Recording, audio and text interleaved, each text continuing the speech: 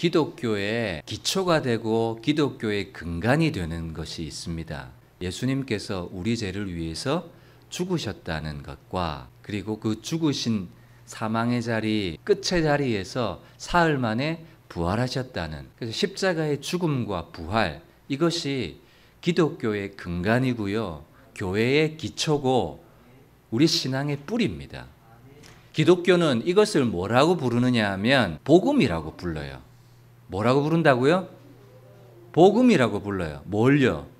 예수님께서 나를 위해서 대속의 죽음을 죽었다는 것과 그리고 예수님이 죽은 다음에 부활하셨다는 것, 이걸 복음 이렇게 불러요. 이 교회에 모인 사람들 마음속에 이것이 만약에 믿어지지 않는다, 그러면 그 누구도 교회의 일원이 될 수 없고 교회 공동체 속으로 들어올 수가 없는 거예요. 하나님이 나를 사랑하셔서 십자가에 대신 피 흘려 죽으셨고, 그래서 내 죄를 사해 주셨고 도말해 주셨고, 사흘 만에 부활하셔서 부활의 첫 열매가 되셔서 나도 예수님처럼 부활하게 된다는 사실을 전하는 것, 그것이 교회의 역할이라는 것이죠. 그래서 기독교인이 된다, 그리스도인이 된다고 하는 것은 예수님이 나를 위해서 십자가에 죽으셨다는 사실과 부활하셨다는 사실을 믿지 않고는 그리스도인이 될 수가 없어요. 교회를 다니는 사람은 될 수 있을지는 몰라도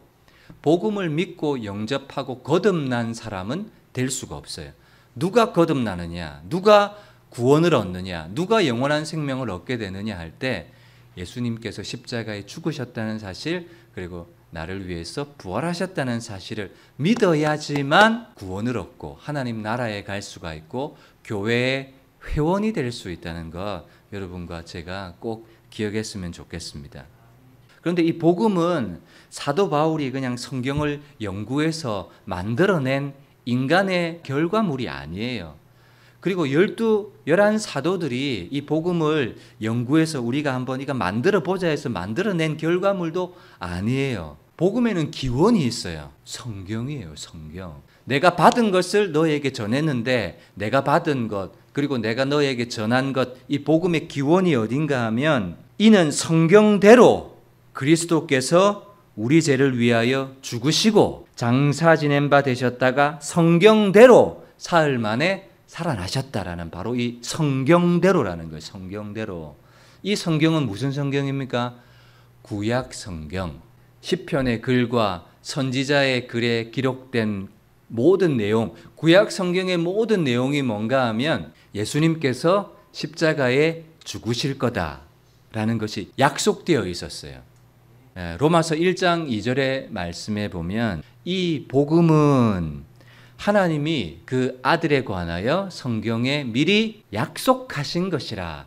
하나님이 죄인을 어떻게 구원할 것이라는 것을 성경에 미리 약속했다는 거예요. 그리고 약속한 대로 예수 그리스도를 구원자로 보내서 구약 성경에 예언된 모든 것을 다 이루셨다는 거예요. 하나님께서 범죄한 인간을 위해서 최초의 복음을 말씀해 주셨어요. 그것이 창세기 3장 15절입니다. 내가 너로 여자와 원수가 되게 하고 내 후손도 여자의 후손과 원수가 되게 하리니 여자의 후손은 내 머리를 상하게 할 것이요 너는 그의 발꿈치를 상하게 할 것이니라 하시고, 아멘. 여기 나오는 여자의 후손은요, 단수예요, 단수.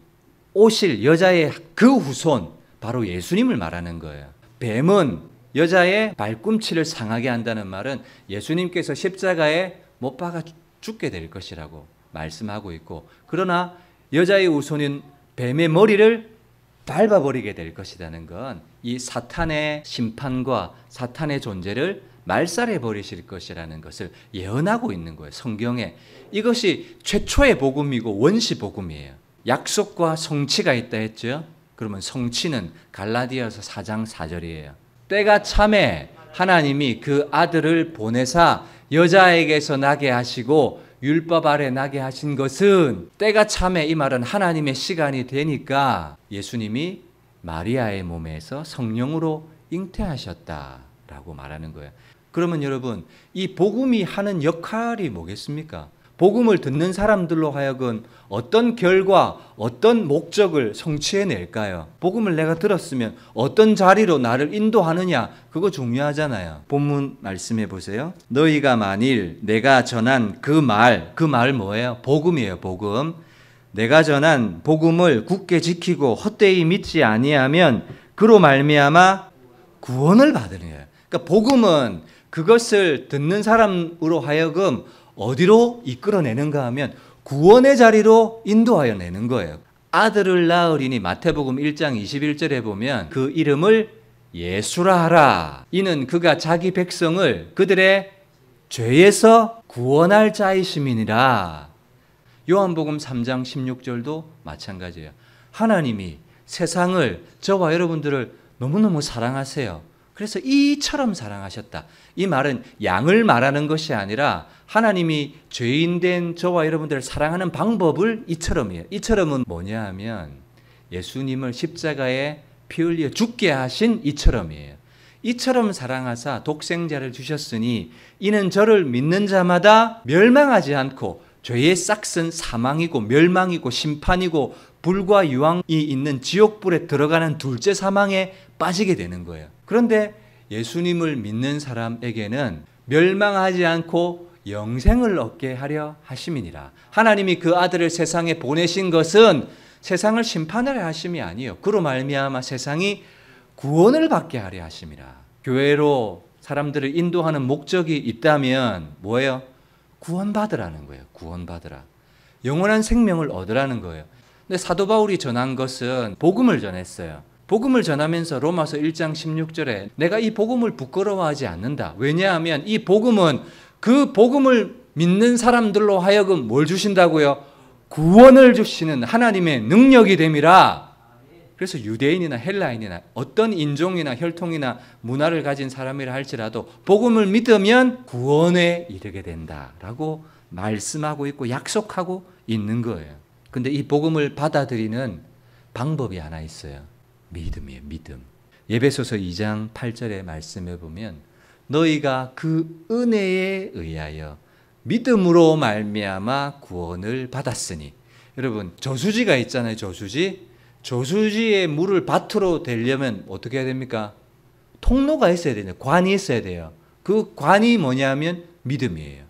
하나님의 구원의 은혜, 영원한 생명, 천국이라는 신령한 은혜들이 저수지에 가득 차 있어요. 그러나 그것을 내가 어떻게 끌어와요? 믿음이라는 관을 통해서 내가 공급을 받는 거예요. 그래서 그 은혜에 의하여 믿음으로 말미암아 구원을 받는 거예요. 그러니까 믿음이 없이는 하나님을 기쁘시게 할 수가 없는 거예요. 믿음이 없이는 거듭날 수도 구원을 받을 수도 없는 거예요. 그리고 그 믿음은 하나님의 선물이라 이렇게 말하는 거예요.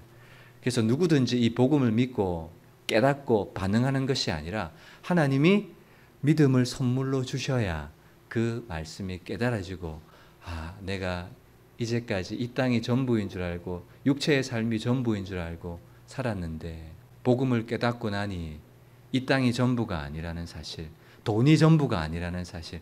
근데 예수님을 믿고 나면 어떤 형편에서든지 자족하는 법을 배울 수 있는 그런 사람, 그런 존재가 된다고 성경은 말하고 있습니다. 저와 여러분들이 이 복음을 믿고 복음이 주시는 구원을 받는 그런 자리에 다 도달하게 되시기를 주님의 이름으로 축복합니다.